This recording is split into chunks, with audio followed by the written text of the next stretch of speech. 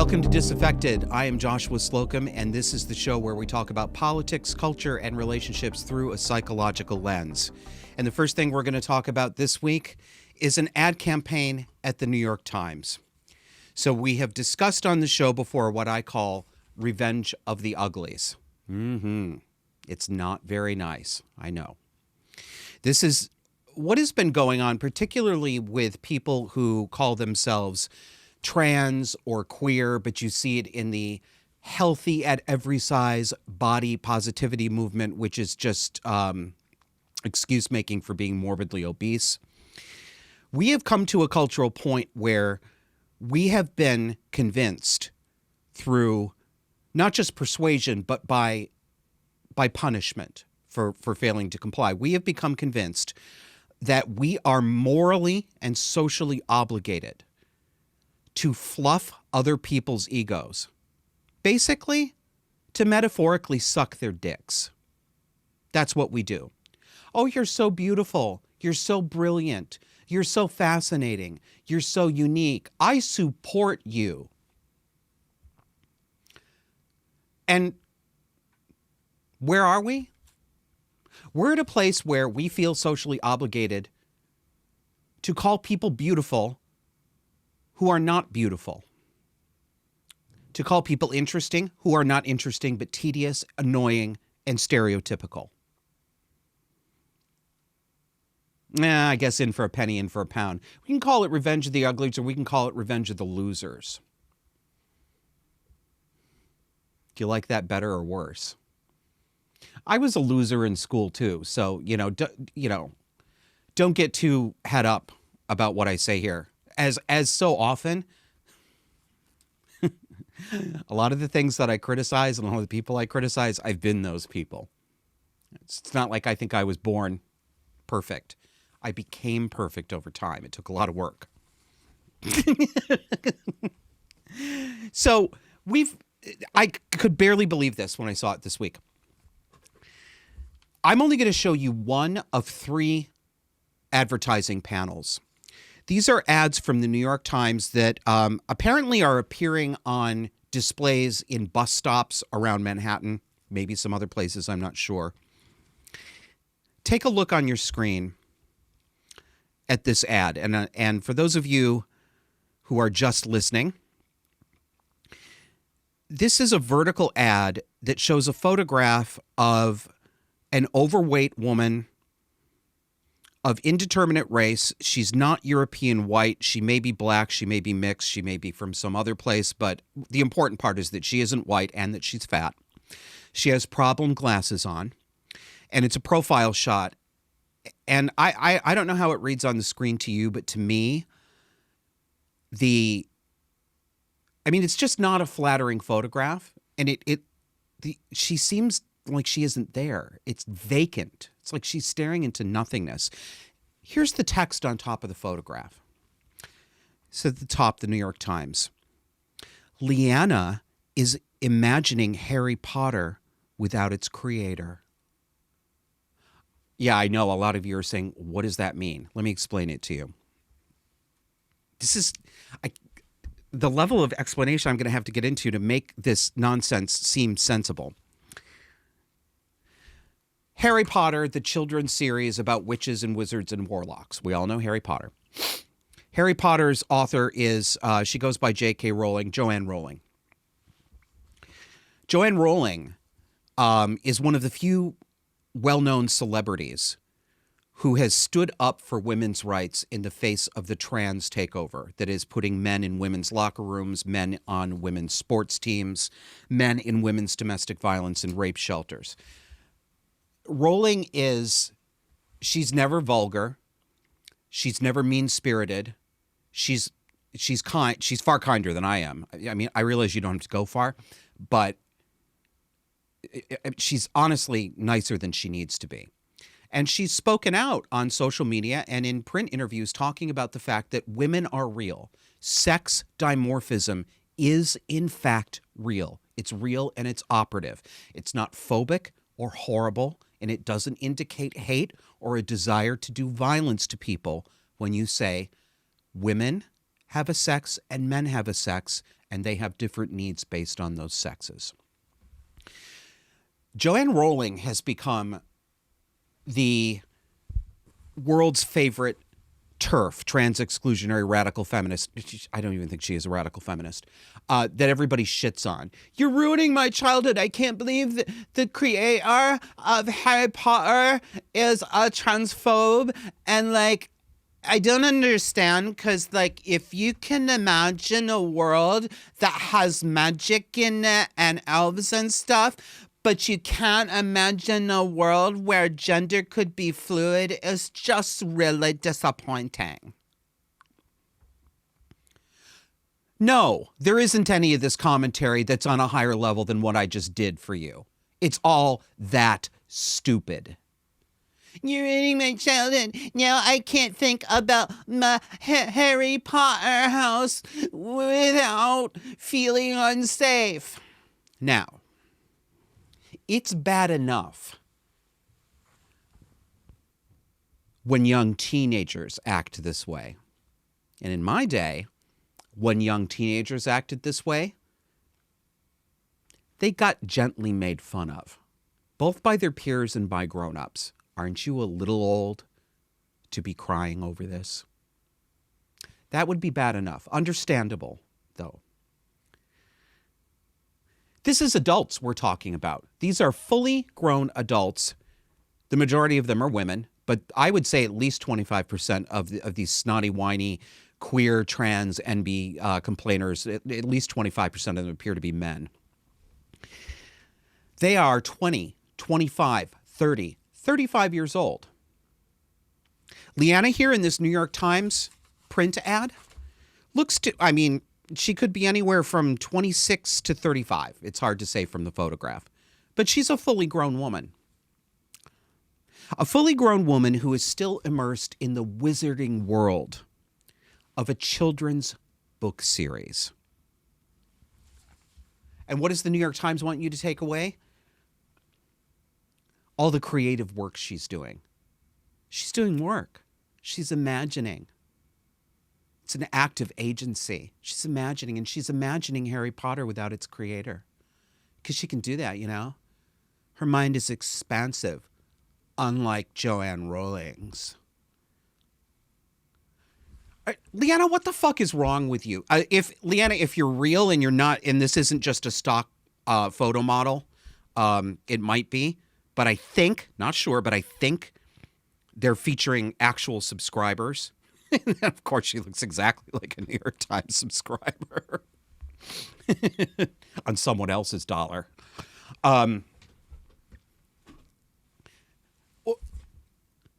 Why is the New York Times advertising staff consciously and affirmatively participating in a ridiculous, embarrassing, and extraordinarily rude and unnecessary campaign to dethrone the woman who wrote these books that have made millions of children happy, watching them in movies, reading them in books? Why are they doing this to her? Why do you think this is normal, New York Times?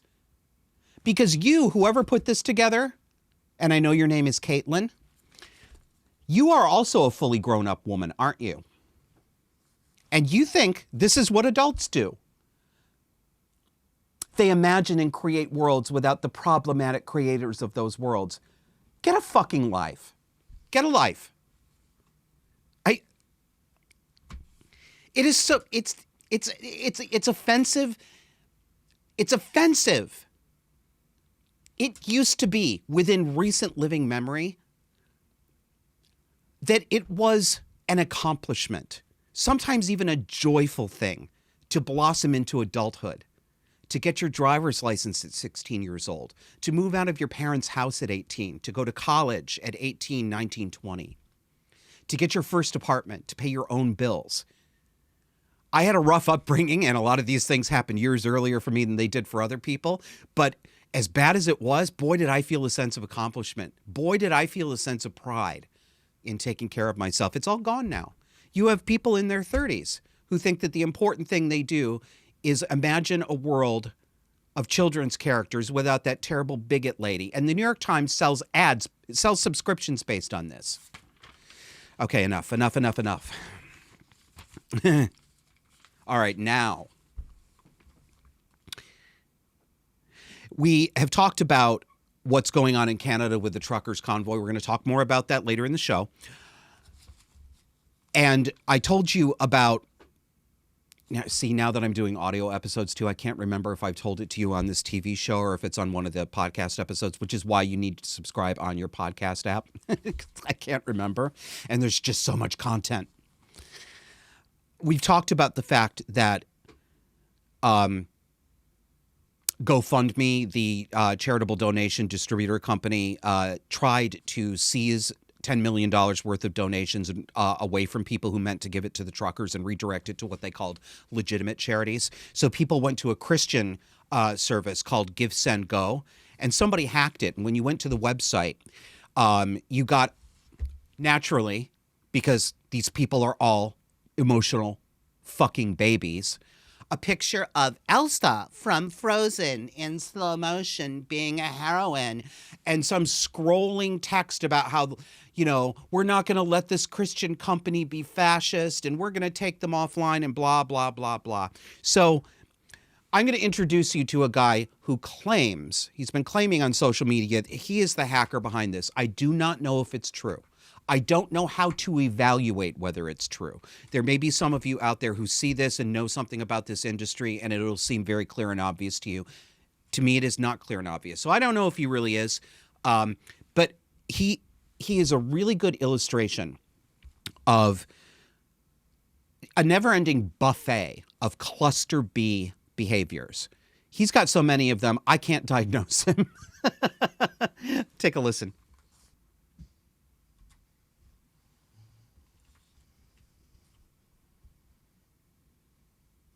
Nothing scares me.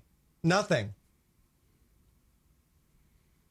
Yes, I doxed the truckers. I did it. It was me. I hacked Give, Send, Go, baby.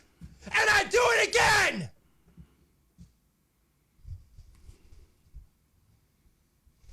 I do it 100 times. I did it. I did it. Come at me. What are you going to do? What are you going to do to me, huh? Crazy son of a bitch. What is this shoulder action he's got going on? I hacked Parler! I hacked Gab! I hacked Truth It's like divine. Social! I hacked Go! Give, Send, Go! I don't care! I blew Richard Speck! You can literally put my name into the news tab on Google, and you can find everything I've done. I am literally in every mainstream media publication for the things that I do. I'm not an unknown actor. I'm literally a famous fucking cyber terrorist. And you think that you could scare me?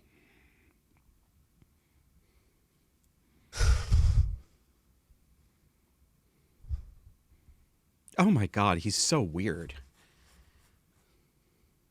See, they always default to the pedophile accusations. They always default to that because they have nothing else.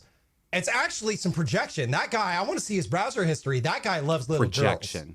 girls. I've hunted pedophiles. I've outed pedophile rings online. I have gotten pedophiles arrested, buddy. You have no idea who the hell I am. He's undulating his shoulders at the camera. It's so creepy. You fucking lying little cunt. Die! I'm going to restart this live. Come back. Honeypots, how do they work? Oh my goodness. Okay, so I've got to stop saying so as much as I do. I know it's irritating. I find it irritating when other people do it, but I've noticed that I say it a lot. I'm going to try. Sorry, guys. This guy, unless this was completely consciously a performance, meaning he's not like this at all, this is a joke, it's a parody, I don't think that's the case. But if that is the case, then what I'm about to say would not be true. But I don't think it's the case. It is a performance, yes. Yes, it's consciously put on. I don't think he's trying to mock it and make it ridiculous, though. I think this is what he wants people to see him as. There's so much cluster B there, I don't even know where to start. And there may be other things going on there in other clusters with which I am less familiar. But a few things I wanted to point out to you. If you could not see him because you're listening on audio, why aren't you watching my TV show? Sorry, no, actually, I love you for listening. But if you have never watched this show on video, we do one video show a week. It really is a television show. You're missing a lot of good visuals. So if you can't see him, he's undulating his shoulders at the camera and he's looking with this wide open stare. He looks like a snake, like a cartoon snake out of the Jungle Book or Rikki Tikki Tavi, a cobra that's trying to hypnotize the prey. It's so psychopathic. But it's also extraordinarily histrionic. I mean, everything is over the top. Obviously, you can hear that from the screaming. But these are behaviors that would be consistent with somebody with borderline personality disorder who's decompensating and having a meltdown, somebody with histrionic personality disorder doing the same thing, psychopathy. Notice the quick and glib instant change of affect, where he can go from screaming with his eyes wide open and moving his head around like he was in front of a snake charmer to simply sitting there and talking like this as if he weren't like that a moment ago. That rapid change of affect and the glibness is consistent with psychopathic tendencies. If this guy really is the hacker behind this, I hope somebody's taking it seriously. Of course, I realize he may not be, but anyway, food for thought. And before we end the segment, we've got more narcissism and more affectation, this time in a more serious vein. So New York City Mayor Eric Adams. This is the guy who said in the run-up to the election, or was it just after he got elected, and I'm paraphrasing here, if you think my administration is going to lift mask mandates and social distancing protocols, you've got another thing coming. I mean, it's a paraphrase, but I got the tone correctly. It was that I am your boss and I'm giving you orders, citizen tone.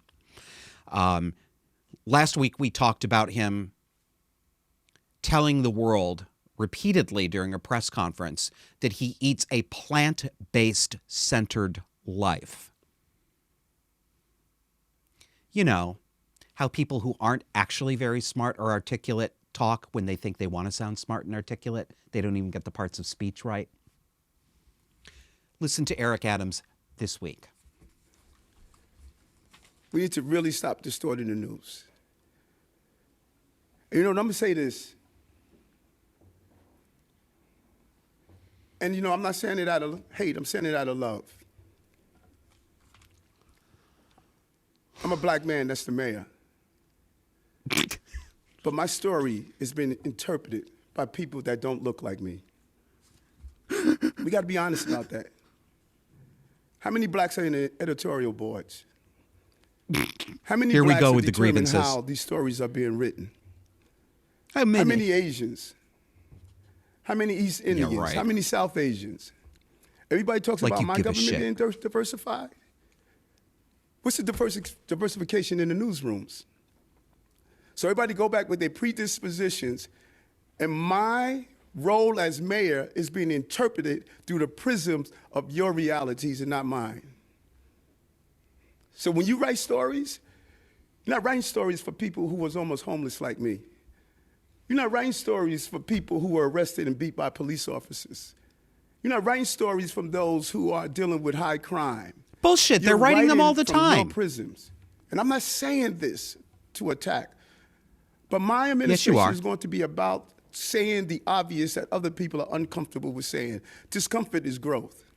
So I say that to all your owners of your papers, your editorials, diversify Oh, y'all owners of your papers. newsroom. So I can look out and see people that look like me and say we're going to write stories based on the prisms that we have, based on the prism of this young man, based on the prism of being the first black woman that's the speaker, or Jumaane Williams, based on the prisms of his realities. It's not what we're getting. That's not what we're getting. And that's why I'm covered the way I'm covered. And I'm not comfortable with it. That's not all you're not. You know I'm making fun of him? Because he's affecting his accent. He's making it thicker. This is a theatrical choice. He's talking like the wisest old black man ever did live. That's deliberate. Because it disarms you. Because it tells you that you're speaking to an authentic, capital B, black man. He's also trying to suggest in his vocal intonation that he might be on the edge of tears. I don't know if you caught that or not. You're not writing stories about people beat up by the police. That's all the stories the New York Times or major media write. Yes, Eric, they are writing those stories, and you know they are. I'm being interpreted through other people's prisms. Guess what, sweetheart? Other people exist. There are more than, how many? What do we have, 9 billion people on the planet now? Each and every one of them has their own brain. They're all individual, separate units of consciousness. They all have their prisms, since that's your favorite word this week. The world isn't you, Eric Adams. The world isn't set up for you. You are not the arbiter of what people think. People are not wrong to interpret what they read and hear through the lens of their own experience, just like you do. This, my friends, this is theatricality motivated by narcissism. And when we live in an era and a time when narcissistic behavior, particularly by minorities, has a free pass and is in fact affirmatively encouraged, we are selecting for black narcissists and borderlines, trans narcissists and borderlines. I mean, not that there are many who aren't. Gay narcissists and borderlines. A metric fuck ton of women narcissists and borderlines, because these are all classes of people who are only capital A authentic and never misleading you. Time for a break, but before we go, as a reminder, we have a new Twitter account because we were bad on the other one. So if you want show announcements, it's content only, but our audio stuff goes up, short clips go up on there, stuff you may not see on the show. Follow us on Twitter at disaffectedp. That's disaffected and the letter P. If you want a little more conversation, sass, and fun, follow us over on Getter, and our handle there is at disaffectedpod. See you in a moment.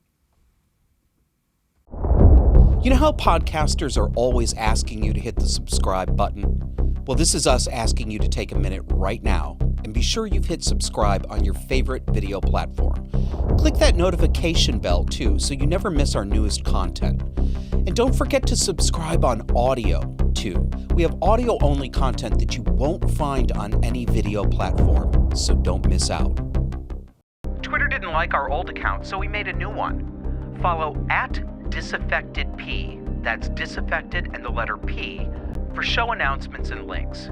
If you want our sass and snark, come see us on Getter at disaffectedpod. Welcome back. Let's turn our attention, U.S. listeners, to our neighbors to the north in Canada.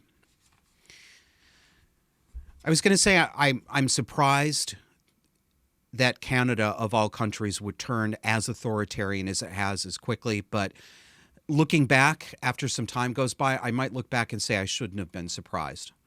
I suspect that, like for the United States and other places in the West, lots of things have been going on in the Canadian culture and in the government that have been prepping us, both as a population and as political maneuverers, to get to the place that they've gotten to. So this week, as you know, there was a convoy of at least 50,000 trucks that all joined up from across the country and drove to Ottawa to protest the vaccine mandates and the restrictions on civil liberties that have been placed on Canadians, allegedly because of the pandemic and on account of COVID. You know what? Leave me a comment. If there's anyone watching this episode or listening to this episode, well, if you're just listening, you can't leave a comment because podcast things don't do that. But if you're on YouTube, you can. If you are one of those people who maybe a year ago or maybe 2 years ago did not believe or did believe that this was a horrible, deadly virus, that we were actually in something that legitimately earned the name pandemic with all the emergency, worldwide, first in history connotations that comes with that. If you believed that and you now see that this is largely theatrical and that it has been from the beginning, that this virus was never the Black Death, if you see it now but you believed it before, I'd be interested in your point of view. If you leave a comment, please. I'd love to know. So Justin Trudeau has decided, the Canadian leader has decided to invoke emergency powers under an act that has never been invoked in Canada before. And it gives his government the right to seize bank accounts, mortgages, and other financial transactions, to freeze them for people that the government decides are supporting this protest. Mm-hmm. Isn't that amazing? Let me read to you from an opinion column in the Toronto Sun this week. The author's name is Brian Lilly. Quote, "The latest polling data from Meru Public Opinion shows that 66% support the Trudeau government using the act for the first time since it came into effect 34 years ago. That might be because they don't really know how the government is invoking the legislation or what it means." Now, what does it mean? Again, from Brian Lilly. "These regulations outlaw some types of protest, the ability for individuals to travel to or participate in these protests, and a punishment of up to 5 years in prison for anyone who contravenes these measures. When the government says these measures don't suspend our civil liberties or basic rights and freedoms, they aren't telling the truth." Oh, stop. Really? They're not telling the truth? I love these people. I love these governments. Here's a laundry list of civil liberties we're taking away, but it is extremely important that we circle back to the main point, which is that we are not taking your civil liberties away. That's gaslighting. That's literally gaslighting. People mix up the term gaslighting. I was able to narrow down what it was that people have done to that term. One of the problems with it, it's been diluted. People are using the term gaslighting to refer to plain old regular lying, just being untruthful. That's not gaslighting. Gaslighting includes lying, but lying is not sufficient to make a technique gaslighting.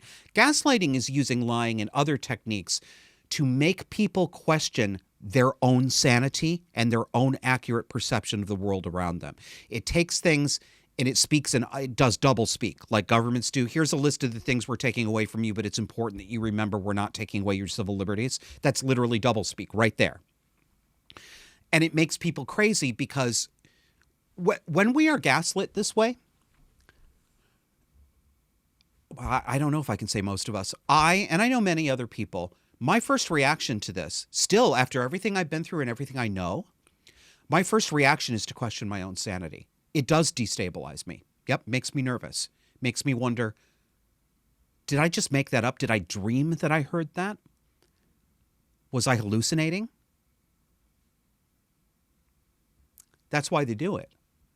And even if you get to the point where you say, no, I wasn't hallucinating, no, I didn't dream that, most of us are so shocked that somebody would do this, that a government official would do this. I mean, it's so confronting that we don't want it to be true, and we kind of just go along like we didn't see it. This is how they win.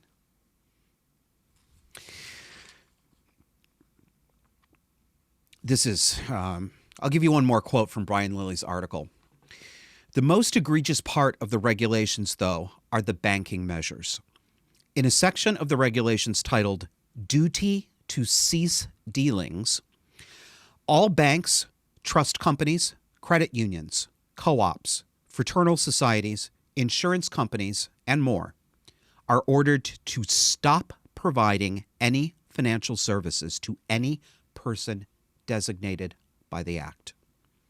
This, in essence, means that bank accounts, mortgages, credit cards, loans, and even funds transfers must be frozen. Yeah, that's what it's not in essence. That is literally what it means. The Canadian government now has given itself the power to they can tell your bank, we don't like that you are giving Joshua Slocum a checking account. By law, we are ordering you to close Joshua Slocum's checking account. We are ordering you to keep Joshua Slocum from withdrawing his money. This is what they're doing to any person designated by the Act, anyone providing material support. To what? To protests. Oh. And I'm sure they'd say protest isn't illegal, but you have to have a permit, and you can't disrupt, and you can't. Basically, anything that you do to object to their overweening power, this is all a game. They know what they're doing. They know they're totalitarians. They're not lying to themselves. They're not misguided. They know what they're doing. What I don't know is whether they care that you know. I don't think they do care, because they don't need to care, do they? Because you do it anyway. They're still in power, aren't they? They don't need to care. They can lie to you right to your face, and they can do it in a way that preserves the barest slip of plausible deniability, and just keep doing it because we let them. We let them.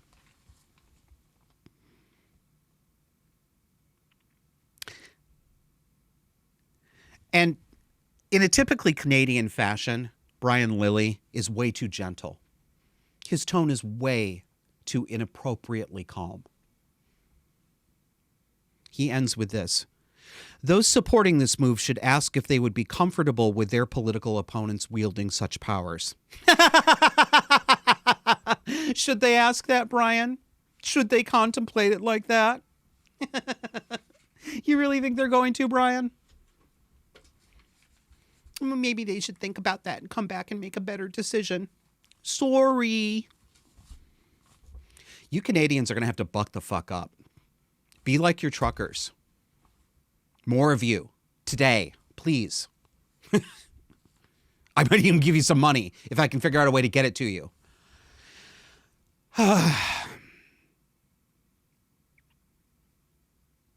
And it's not just abstract.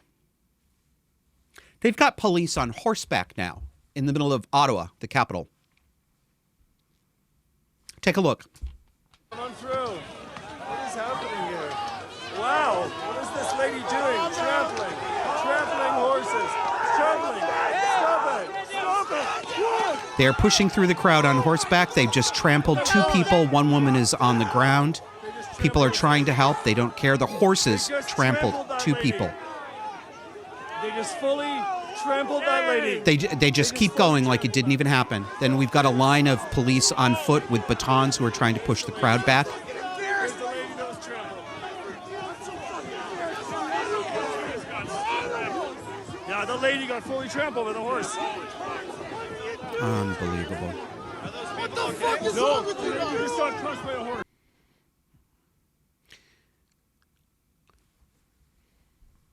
Am I hyperbolic to call this a police state? Am I exaggerating? Is it only a little trampling? Not too bad? Am I being cynical for suggesting that this is so alarming that people ought to be out in the streets pushing back on those goddamn police? Yeah, using force against them. Am I out of line? Oh, it's not a big deal. People just need to act nicer. Okay. See how that works out for you. Look at what police are willing to do. It reminds me of the commentator Michael Malice.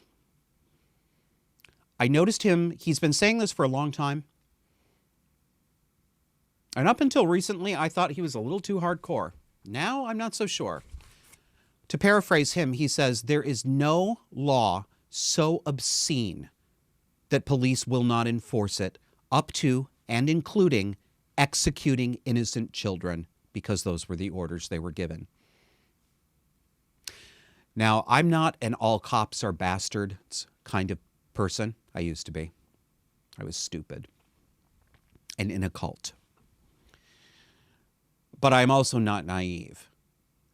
And as policing culture has become more blatantly authoritarian, you are going to attract authoritarian people.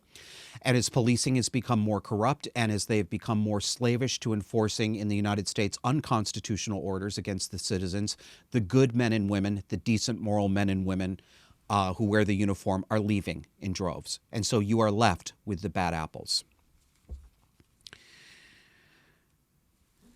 Let's take it down to the personal level. So much authoritarianism in Cluster B today. So I'm going to show you a very short clip that I saw online. I'm trying to figure out how to introduce this or how not to introduce this to you. You know what? I'm going to tell you that I'm just going to play it for you first, and then we're going to talk about it. So it's about 10 seconds long. For those of you listening and not watching, it takes place in a kitchen. There's a woman standing at a sink while somebody who looks like her husband is standing in the background. Go ahead. Wash the fucking dishes and shut the fuck up! Fucking psychobabble bullshit asshole! Okay, very short clip. Now, I'll tell you first that when I first saw this, I had an anxiety reaction. My gut clenched up. My butt clenched up. You know how it is. I had an anxiety reaction because it is so familiar. That's my mother. That was my childhood. That is still my mother. This is the way the woman was acting 5.5 years ago when I tried to rescue her husband because I was afraid that she was going to seriously hurt him or potentially kill him. Of course, he turned on me and said I was the abusive one. So, have fun. Now, I have since learned that this is actually, it is actually staged. Apparently, and I don't care the name of this movie. You don't need to tell me. It's fine. I don't care, and I'm never going to remember. Apparently, it's from a movie. The audio is from a movie in 2005. It's a scene in a movie, and these people are just reenacting it at home, as apparently a lot of people have done on TikTok. I did not know this. I do know it now. But here's what I'll say. Fake or not, that is a borderline personality disorder meltdown. That is absolutely pitch perfect. So kudos to the actors and actresses in this movie because you nailed it. Just like Allison Janney nailed the narcissistic borderline mother of Tanya Harding in the movie I, Tanya. Some of the scenes in that movie are so reminiscent of my mother that I do actually get upset watching it, even though it's a very good movie. This is a borderline personality disorder meltdown. So even though it's staged, this is a very typical way that emotionally unstable people will decompensate. Their defenses aren't working anymore. They lose their shit. This was every day in my house. It was funny. I say that, I toss these things off. I've been telling the truth for a while now about where I came from, and nothing's a surprise to me. It's just tossed off and was like, this happened every day. And the number of people who responded to that and said, are you serious? This wasn't just a once in a while thing? And I was surprised. I was like, you think this can't happen every day? I'm not making fun of them. I mean, God bless them. They haven't lived in that. But no, this was not an occasional thing. This wasn't an example of mommy losing her temper or having a really bad day once every 3 years. This was every day. This and more. And what I find interesting about this is, well, it illustrates a point that I've made before, and that is that one way of thinking of a condition like borderline personality disorder is to see it as what it is, which is arrested emotional development. That looked like a toddler, because the people who have borderline personality disorder and are emotionally dysregulated in this way literally are emotional toddlers. It's not that they're like them, they are them. They're not chronologically, but emotionally, that is when their development stopped. That's when the neglect or the abuse really started to turn a person, and they could not progress and mature past that. So you're looking at a toddler. And again, I know it's staged and they made acting choices, but they made some interesting ones, because the woman, if you notice, when she goes to walk out of the room, she gets up in her husband's face and she starts pointing her finger and she's screaming at him. She's moving her body and she's taking actions that if they were done by a man, that would be an indication that a fist was about to get thrown. That's how you start a physical fight. She's telegraphing those signals. I want to punch you. Let's tussle. But of course, she walks off because she doesn't want the stronger man to hit her. Again, yeah, I know it was staged, but I've seen this shit in real life. And this is accurate. It's an illustration. That dynamic, when it happens, is one of the ways in which women like this take advantage of the social contract between men and women, knowing that men are not legally and culturally allowed, for good reasons, to hit women. They know they can get away with it. They push and henpeck and cluck and snipe and bitch and lie until a man wants to fucking scream. And some of these bitches do it deliberately because they want to be hit, because they want to call the police and get a domestic violence charge against their man. Yes, they do. And I'll remind you again that just because that is true does not mean I think it's okay to be violent to your partner. I don't think it's okay. But I also do understand provocation. And in a situation like that, no, it's not all the man's fault. No, it's not. My mother did this. The man she married was incredibly violent. He tried to kill her. He regularly beat her. He regularly beat me. And she provoked a lot of it. Deliberately. I watched her do it. She'd humiliate him. She'd emasculate him. She'd pick.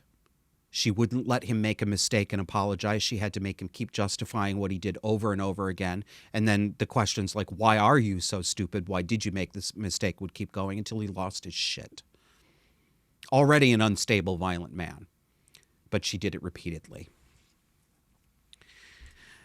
And I want to show you one example of, this is not, the majority of people and the majority of women don't react this way, but there is a big enough minority that it is noticeable. And this one is typical. So take a look on your screen at a Twitter response from somebody who calls herself Polly Wally Doodles. And she says, the original post, it said, how would you feel about being married to this? So her response was to that. She said, I was going to do the voice. I won't do the voice yet. You're talking about him, I guess. All she did was sprinkle him with water. I suspect he did something very unnice. Do you, bitch? Because I got your number. Some woman pops off and has a 2-year-old tantrum, splashes water all over the place, gets up in his face and screams. And she's like, you're talking about him being awful, right? All she did was sprinkle him with water. That's all she did. She didn't even touch him. She's not touching him. I suspect he did something very unnice. Of course you did. Because you're probably a borderline and you probably do the same thing. It's always somebody else's fault. You can do anything you want, especially if you're a woman. And anything that gets provoked as a result of that just came out of the blue. Women don't ever do anything bad. It's always the men. Sounds like my mother, too. All right, it is time for us to take a break. But before we do, we would love to have your support. There are two ways to support us. Go to patreon.com/disaffected or to subscribestar.com/disaffected. And remember, when you give money to the show, thank you very much, you'll get access to our monthly donor-only private off-camera Zoom hangouts. See you on the other side of the break. You know how podcasters are always asking you to hit the subscribe button? Well, this is us asking you to take a minute right now and be sure you've hit subscribe on your favorite video platform. Click that notification bell too so you never miss our newest content. And don't forget to subscribe on audio too. We have audio-only content that you won't find on any video platform, so don't miss out. Twitter didn't like our old account, so we made a new one. Follow @disaffectedp, that's disaffected and the letter P, for show announcements and links. If you want our sass and snark, come see us on Getter @disaffectedpod. Welcome back. I'm going to give you some local news from Vermont, but I want to remind you that we've got new audio content, audio-only content coming out during the week. Please subscribe within your podcast app because you won't find this on YouTube. You won't find it on Rumble. You won't find it on any video platform. So you will not be alerted to our audio if you're simply subscribed to us on YouTube. We're everywhere you get podcasts, iHeartRadio, Google Podcasts, Spotify, iTunes, Pandora, anywhere you get it. Thanks very much. So this is a story from the Rutland Herald, and Rutland is one of our cities in Vermont, down near the southern border. It's disturbing. It's about an attempt to lure a child into a sexually abusive situation. So I'm going to give you some information from the Rutland Herald. Headline of this story is Woman Tries to Lure Child. Quote, a West Rutland woman is facing life in prison after the FBI said she had been in contact with someone she allegedly believed to be an 11-year-old girl and traveled to Warren County, New York, in an attempt to meet the girl. Scarlett Shadows, 31, also known as Dragon Girl 69, appeared in federal court in New York on Thursday to be arraigned on a charge that she attempted to entice a minor into sexual activity. The charge against Shadows is based on an affidavit written by FBI Special Agent Janelle Bringwell, who was assigned to the Mid-State Child Exploitation Task Force. The affidavit said her duties include investigating cases related to sex trafficking of minors.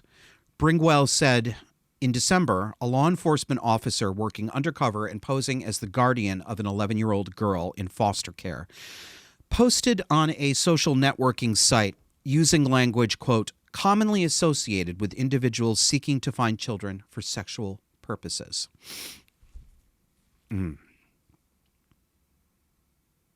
The affidavit said Shadows said she was 31, but identified as a middle, which she said meant she acts like a teenager. Hold that thought in your head. She said she didn't want to, quote, get arrested for sexual stuff with minors. On January 15th, Bringwell, this was the FBI agent, sent Shadows several photos of an undercover law enforcement officer that had been digitally altered to make her look like she was about 11 years old. That same day, Shadows and the officer had a conversation about Shadows having sexual contact with the child and, quote, having her date me. I want to go back to this part where they said Shadows identified as a middle, which she said meant she acts like a teenager. This is what is called age play. It's the new kink. It isn't new, actually. How do I know it's not new? All right, gather around, children. Uncle Josh is going to tell you something. I was talking about some of this stuff on social media last night. And a couple people said, how do you know that? How do you know that? Oh, you know what it was? Here, I'm going to gross you out a little bit. But so what we were talking about, yeah, I will get back to the story. I'm not sorry for the tangent because it's funny. So on social media, we were talking about that transgender swimmer at Penn State that is a man who calls himself Leah Thomas, who's been cleaning up the women's records because he's a great big strapping man, isn't he? And people were looking at photographs of him standing around in a lady's swimsuit, wondering why they couldn't see his dick and balls. You know, where did they go? Oh, no. No, dear listener. He didn't have them chopped off. Do you know, right, that about 90% of self-identifying trans women have done nothing surgically and have no intention of doing so? They keep their dick and balls. Why would they want to do that if they want to be a woman? Because they don't want to be a woman, do they? They want you to think they want to be a woman because that lowers your emotional defenses. They're trying to get access to pussy they wouldn't have access to otherwise. They're trying to rape. They're trying to violate boundaries. That is why those men do this. This is a sexual fetish. So, why couldn't we see Leah's female penis? And I let the audience know about something called the super tuck. And I know a couple of you homos out there who are watching this know exactly what I'm talking about. Tucking is what drag queens do. They tuck the dick tightly down into the underwear if they're wearing a form-fitting outfit for obvious reasons, because they're not trying to be well, they are a she-male, but they're not trying to be one. But there's something called the super tuck. And this is, gentlemen, cup your balls right now. You're going to need it. This is when they take the testes and they push them back inside the pubic cavity and stuff everything in there by scrunching the penis up so that you get a... Oh. I can't talk about it anymore. Even thinking about it gives me sympathetic phantom pain. So that's the super tuck. And that's what got me the question, how do you know that? Here's the answer. I'm old and I'm gay and I have seen everything. All right, let's go back to this woman in Rutland. Where did we leave off here? Yes, here we go. More. So later on January 15th, Shadows allegedly asked about speaking with the child. Bringwell said she arranged to have a second undercover officer exchange text messages with Shadows. In that conversation, Shadows said the girl's mother, who was really the undercover officer posing as a foster mother, quote, wants me to teach you sex stuff. Shadows added, quote, but up to you, lol. Lol. Shadows kept sending texts to this alleged 11-year-old girl, making sure to tell her to make sure to keep the relationship secret, just between them. Here's one of them. So to the public, I'm gonna be your nanny, but when we are home, we are girlfriends. It's just so we don't get in trouble. Then when you're not a minor, we can express our love in public, okay? Shadows wrote, according to the affidavit. On January 18th, there was a text exchange in which Shadows described sexual activity she and the girl would engage in which she said was, quote, more than kissing. This past week, Shadows drove from Vermont to New York to meet this alleged 11-year-old girl and was arrested because, of course, there thankfully was no real 11-year-old girl, although there are many other 11-year-old girls who are being exploited this way right now, and boys too. So what did we learn from this story from the Rutland Herald? That women are just as sexually dangerous toward children as men are, that they're We need to be on the lookout for female sexual offenders, pedophiles. Did we learn that? You know where I'm going, don't you? You know where we're going to end up, right? Let's take a look at shadows on your screen. Dragon Girl 69. Isn't she beautiful? I can't at all see the male pattern baldness. I can't see the male brow ridge. And I'll tell you the other things that I can't see. I can't see the cluster bee stare, the duper's delight, the predator's smirk. No, it just looks like a lovely lady to me, doesn't it to you? And look at that one on the right. Look at that fucking flower. He's sitting there. Okay, for those of you on audio, this is a guy who looks like he's about 30 years old, overweight, greasy, stringy, thinning, long hair, freakish raccoon eyeliner, looking at the camera. You know, when you point your face down and you look up at the camera from underneath your eyebrows with that sort of devilish look, that's what he's doing. But in the next one, he's just sitting there with his stupid, badly made up face, holding a pink rose or a carnation next to his ear. It's sort of like, you know what it is? It's cargo cult gender. It's cargo cult gender. They think that if they just make up a gender, or if they just use gender signifiers out of context in a ham-handed way and just, you know, make up a gender out of coconut shells, Gilligan's Island style, to just set it out on the beach, then that's going to make them a lady. It's cargo cult gender. All right. So I want to ask the Rutland Herald, what are you doing? Why did you headline this article that there was a woman luring a child? Why did you keep referring to this man as a woman throughout your coverage? Oh, and yeah, we're going to clip this little segment and we're going to make sure you see it because it's going to be on your social media, Rutland Herald. You are falsifying the most basic, relevant facts of this case. This is anti-journalism. Until the past 5 years, this would be a firing offense for anyone on your editorial team. What is wrong with you? Why are you doing this? I'll tell you what I don't want to hear. Don't tell me about the goddamn AP style book. Okay? I don't want to hear about the AP style book. I don't want to hear about the Poynter Institute. I don't want to hear about the Columbia Journalism Review. I don't care. I'm asking you, the editors at the Rutland Herald, why you are doing this. What information are you trying to get across to people? Why are you cooperating with an alleged pervert who looks like he may be a child abuser? Why are you helping him disguise the fact that he's a male? That is pertinent, relevant information to your readers who may want to be on the lookout for this person. I know he's arrested right now, but he might get out on bail. He might not. I can't believe I'm having this conversation. What is wrong with you? This is not okay.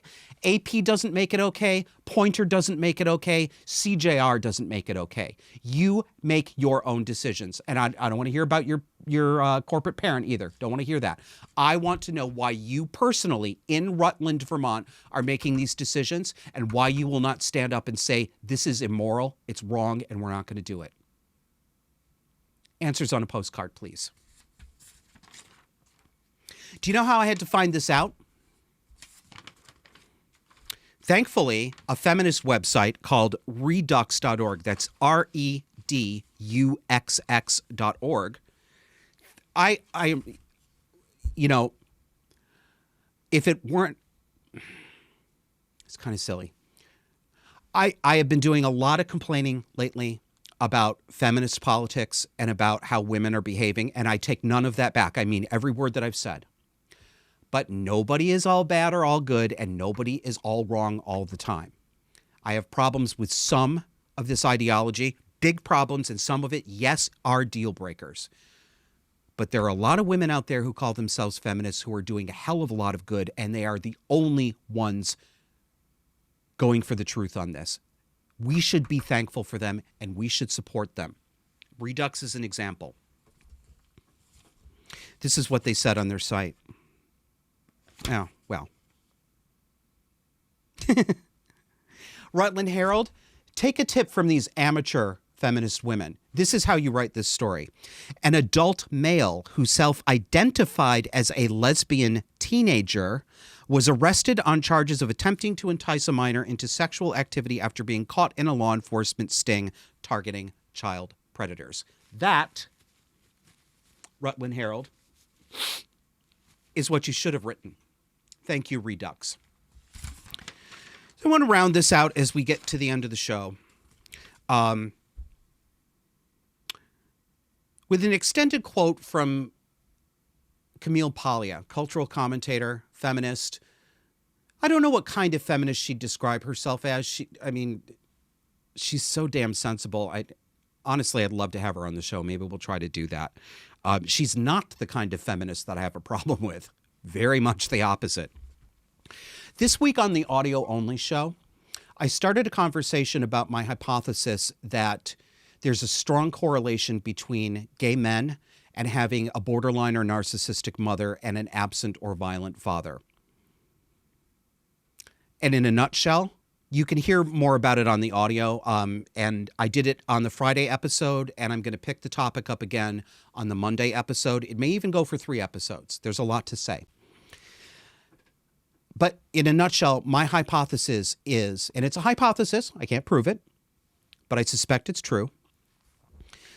No, I don't hypothesize that there's a correlation. There is a correlation. That correlation is objectively real and can be observed in the world. I'm not tentative about it because I'm not wrong. It's real. I see it. Other people see it too. Huge correlation between gay men with personality disordered mothers and troubled or non-existent relationships with their fathers. Fact. My hypothesis is there is a causative, not merely a correlative relationship there. Yes, I am saying that thing most people hope I'm not saying. I do suspect that homosexuality can be strongly influenced and provoked by certain kinds of family dynamics, particularly those around cluster B personality disorders and distorted relationships and gender sex imbalances in the home. I don't know that I'm right, but I do suspect that is the case. Yes, I think a large part of the reason why I'm gay probably is because of the child abuse that I suffered. Cancel me now. Operators are standing by. That doesn't mean that I think that homosexuality in and of itself is wrong. I don't feel morally dirty because I'm a homosexual. I don't want to tell anybody that they have to try to convert themselves. I don't even know if it's possible. If they want to, they sure should go ahead. But no, I'm not telling you that you're crazy if you're a homosexual. I don't have any internalized homophobia. But it isn't normal, and it begs for an explanation. The biological explanations are lacking, in my view. And I came across this Camille Paglia quote, and it was really validating. Got to come up with another word. It was validating, but I hate that I said that. Let me just give it to you. It's about 4 paragraphs. It's going to take a good minute and a half to read it to you. Quote, every single gay person I know has some sort of drama going on back in childhood. Something was happening that we're not allowed to ask about anymore. I can see patterns that are similar in my background to that of other women I know who are lesbians, but the biggest patterns are in gay men. Every single gay man I know had a particular pattern where, for whatever reason, he was closer to his mother than to his father, and there was some sort of distance between the mother and the father, so that she looked to her son as her real equal or friend, as the real companion of her soul. Sometimes these women were discreet and dignified. Other times they were very theatrical, and in a sense they drafted their son into their own drama. But now, you are not allowed to ask any questions about the childhood of gay people anymore. It's called homophobic. The entire psychology establishment has shut itself down politically. And also, Freud was kicked out by early feminism in the late 60s and early 70s. So all the sophistication of analysis that I knew in my college years when I went to the State University of New York There were a group of radical young Jewish students from the New York area. They were so psychologically sophisticated in being able to analyze the family background. It's all gone. That entire discourse is gone. She's right, it is. Freud wasn't just kicked out, he was dethroned, and now you can't believe anything he said. Everything is political now. Families are bankrupting themselves, sending their kids to the elite schools to learn a political style of analysis that says every single thing in the human person has been formed by some external force upon us. We are oppressed. It's being inscribed on us. It's really sick. It's a sick and stupid way of looking at human psychology. We are in a period now of psychological stupidity. Yes, we are. That's the show. I'll see you next week. You know how podcasters are always asking you to hit the subscribe button? Well, this is us asking you to take a minute right now and be sure you've hit subscribe on your favorite video platform. Click that notification bell too so you never miss our newest content. And don't forget to subscribe on audio too. We have audio-only content that you won't find on any video platform, so don't miss out. Twitter didn't like our old account, so we made a new one. Follow @disaffectedp, that's disaffected and the letter P, for show announcements and links. If you want our sass and snark, come see us on Getter @disaffectedpod. For more conversation on the dark and disordered psychology that shapes today's cultural and political left, subscribe to our weekly audio podcast on iTunes, Spotify, iHeartRadio, Pandora, Google Podcasts, and virtually anywhere else you get your podcasts. Let's learn to recognize these dynamics and call them what they are. Subscribe to Disaffected to learn how to break the spell.